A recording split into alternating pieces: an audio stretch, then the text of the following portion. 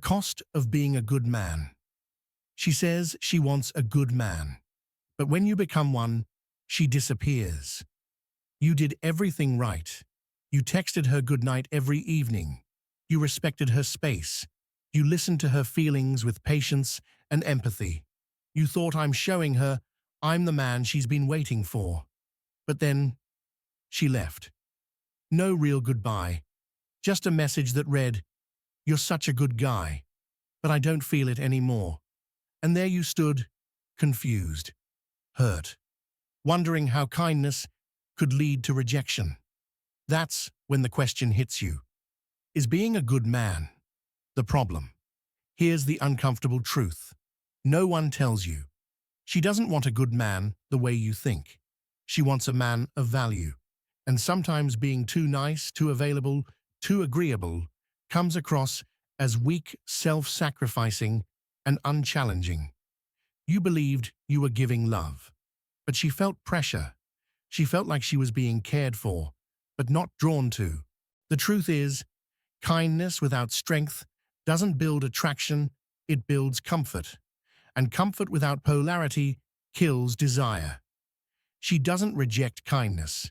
She rejects the version of kindness that comes with no edge, no presence, and no power. Kindness without boundaries isn't noble. It's quiet surrender, wearing a polite smile. Why women test men, and why passing too easily turns you into a ghost. She'll push your buttons, break your rhythm, and challenge your sense of self. Not because she's cruel, but because she's watching how you react. You think she's pulling away. You think she's acting distant, moody, inconsistent. You're tempted to fix it, text more, give her reassurance, prove you're different. But here's what's really happening. She's testing you. And no, this isn't some manipulative mind game. This is evolution at work. Women, whether consciously or not, test men to feel their strength. Not physical strength, but emotional groundedness. She wants to know, can you stay calm when she's emotional? Will you hold your frame when she pulls away? Are you still you, even when she's uncertain? Because if you collapse at the first sign of tension, if you bend chase, over-explain, you stop being the grounded man and become the boy, begging to be accepted. The irony: the more you try to prove you're a good man, the less she feels it. Because masculine strength isn't proven by pleasing. It's revealed by stillness under pressure. Her tests aren't meant to destroy you. They're meant to reveal you. She doesn't want you to pass the test by guessing the right answer. She wants to feel who you are under pressure. Your calm is the attraction. Your center is the proof. The myth of the nice guy. Why he's not nice, just afraid. He opens doors, sends flowers, never disagrees. But underneath the smile, he's terrified of being disliked. The nice guy walks into her life like a dream. He compliments everything. He agrees with whatever she says. He's always available, always supportive, never confrontational. He thinks he's being kind. But what he's actually doing is hiding.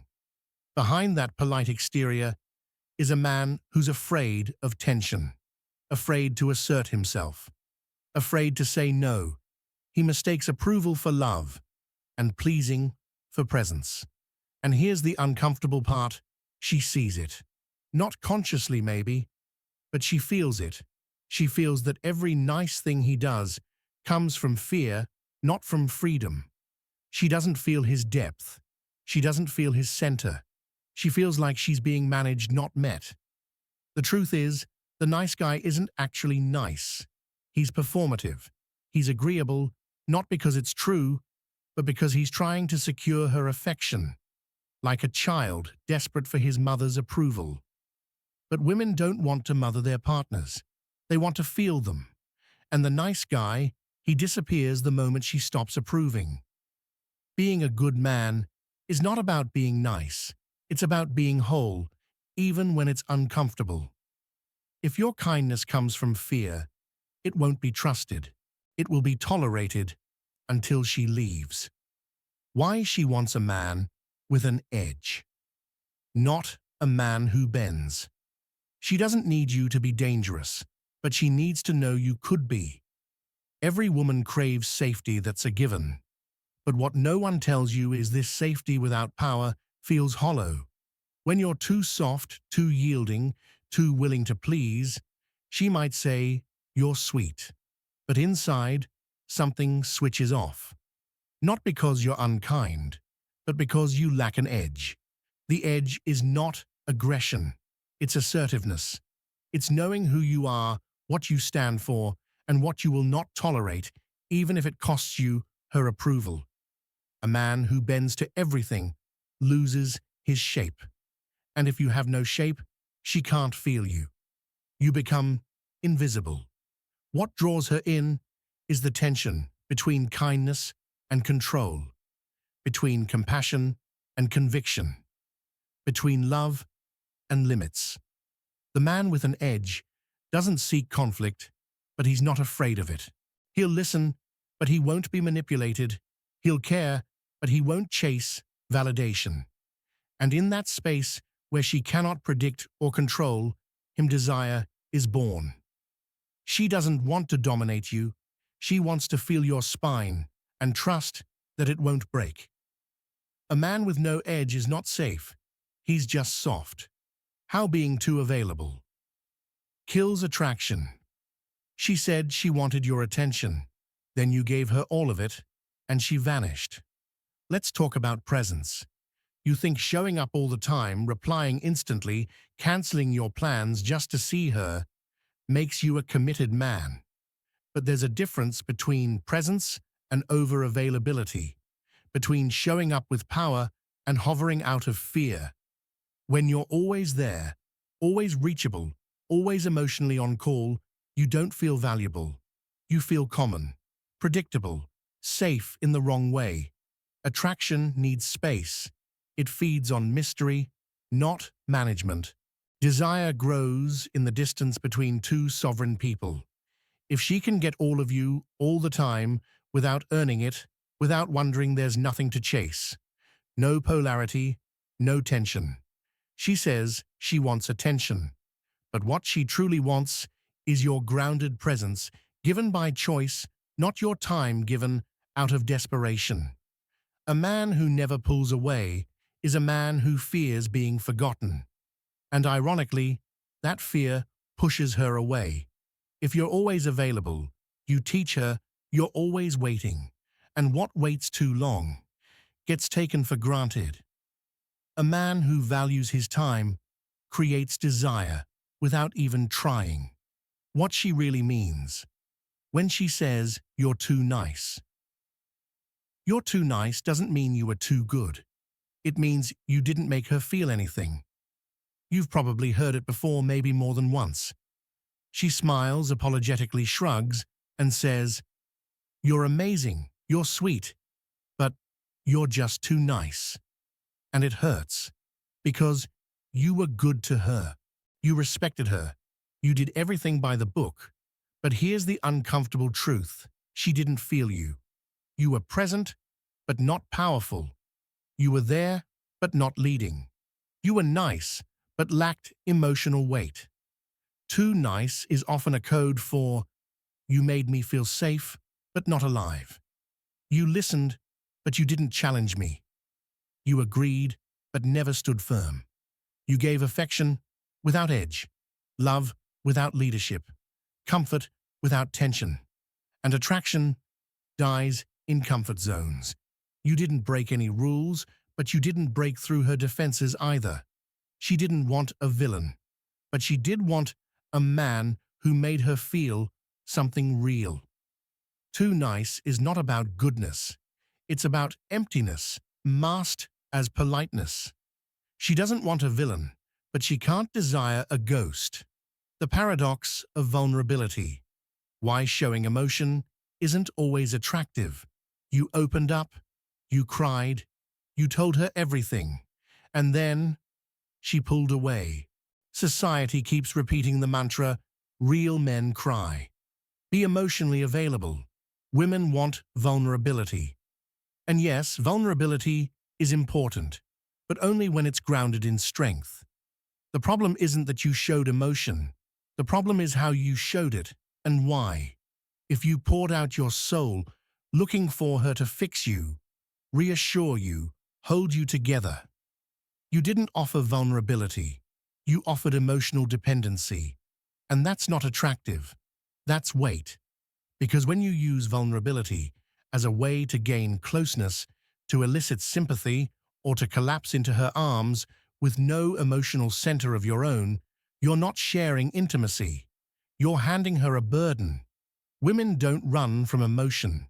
They run from men who make their emotions her responsibility. True vulnerability is when you show pain, but you're not asking her to save you. You can hold your sadness like a man holds fire, gently, firmly, without panic. And in that, she sees both your humanity and your power. Real vulnerability doesn't seek to be rescued. It invites to be witnessed. If your tears ask her to become your therapist, don't be surprised when she walks away. Why the good man still loses to the man who knows himself. You played by the rules. He broke them. You lost her. He got her. Why? You were everything she said she wanted. You were kind, supportive, safe, respectful. You didn't lie. You didn't cheat. You even apologized when you didn't need to. Still, she drifted toward him. The man who didn't ask for permission. The one who didn't over-explain. The one who didn't try so hard. And you ask yourself, how can she want that after all I gave? But here's the truth. She doesn't want the man who behaves. She wants the man who's real. The good man often acts out of expectation. He follows a script, trying to be liked, accepted, chosen. But the man who knows himself, he doesn't perform. He doesn't seek approval. He doesn't ask, is this what she wants? He knows what he wants. And that confidence, not arrogance, not control, but pure self-possession, radiates attraction. Because when a man is at peace with himself, when he can say yes or no without fear, when he doesn't need her, but chooses her, he becomes magnetic. He's not better. He's just rooted, and women feel that in their bones. The good man tries to deserve her. The grounded man chooses her and himself. She doesn't crave perfection. She craves presence that doesn't apologize for existing. Why trying to be loved makes you unlovable? The more you tried to earn her love, the more she started to lose interest. It sounds cruel, unfair, backwards, but it happens again and again. The man who tries the hardest to be loved is the one who's loved the least. Why? Because when you try to be loved, you're no longer standing in who you are. You're shaping yourself based on what you think she wants, and in doing so, you disappear. She doesn't feel your spine. She doesn't feel your center. She feels a man constantly seeking approval. And that energy whispers one thing: I don't believe I'm enough unless you tell me I am. That's not love. That's performance. And it creates an invisible weight, not just on you, but on her. Because now, she becomes the source of your self-worth. She has to validate you, approve of you, soothe you, and suddenly what felt like affection becomes pressure. And pressure kills polarity. The paradox is brutal. You become lovable the moment you stop needing to be. When you live in your truth, even if it's not liked, even if it's not chosen, you become free. And freedom is irresistibly attractive. You don't earn love by becoming what she wants. You attract love by becoming who you are. She can't fall in love with a man who's begging to be picked. She falls for the one who's already chosen himself. The man she can't leave, not good, but unshakably real. She doesn't stay for niceness. She stays for the man who sees the world clearly and still chooses her freely. So who is the man she can't walk away from? Not the one who tiptoes around her mood. Not the one who buys flowers after every argument. Not the one who makes love conditional on being liked. It's the man who knows his value, who doesn't need to prove his goodness because his presence speaks louder than his gestures. He doesn't try to be impressive. He doesn't try to be agreeable. He doesn't try to be safe.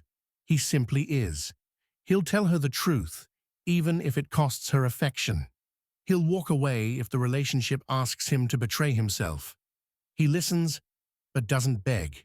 He leads, but doesn't dominate. He loves, but doesn't attach his identity to her response. And strangely, that's what makes her feel safe. Because true safety isn't in obedience, it's in integrity.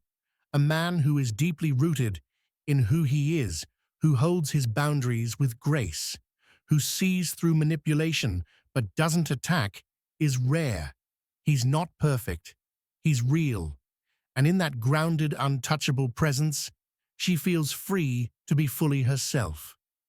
She never wanted a good man who bends. She wanted a strong man who stands. Not a performer, not a pleaser, not a saint. Just a man, fully alive, fully present, fully unapologetic.